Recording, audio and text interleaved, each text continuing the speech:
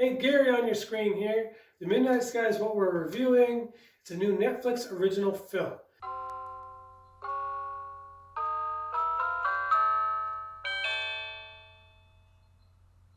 Its setting is within a cataclysmic event about an astronomer who leaves himself behind at a satellite station. And it's also about a small group of astronauts who are on a mission to explore another planet and are on their way back home for the good news. That's essentially what the trailer gives you, so I hope that didn't spoil anything. George Clooney doesn't act a lot these days. He must be very choosy in what he does because most of what comes out, whether it's him directing or acting, he in the film is usually pretty damn good. The Midnight Sky isn't any different.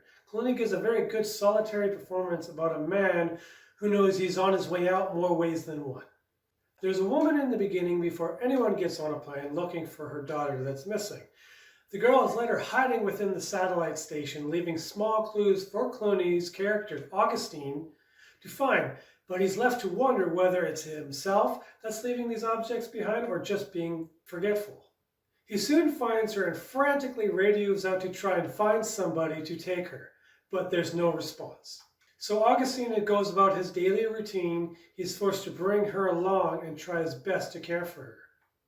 The film flips over to the astronauts who are continuously trying to communicate with Earth and other spaceships on other missions, but no response on either end. I enjoyed The Midnight Sky. I think Clooney always gives such a natural performance in his films. I think it started with The Perfect Storm. I love that movie. I've always been able to just dive right into his characters as well. So as Augustine tries to find this little girl someone to take her, they are forced to travel to another satellite station after the storm interferes with this one. It wasn't clear, but it was about a day and a half to get to the other station.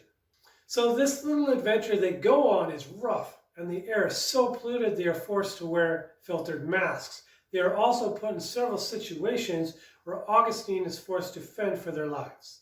Up in space, as Felicity Jones's character tries to communicate with Earth, they are also put in harm's way. As with conditions of space and choosing to take unmapped shortcuts causing damage to their ship.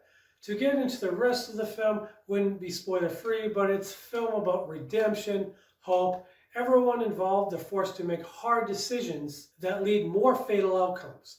It's not as awe-inspiring as the trailer makes it seem. I do think a little more development could have been done with Felicity Jones's character, but it's definitely a good movie. It's the little things, little details that sometimes make a movie better than the broad subplot and intense set pieces.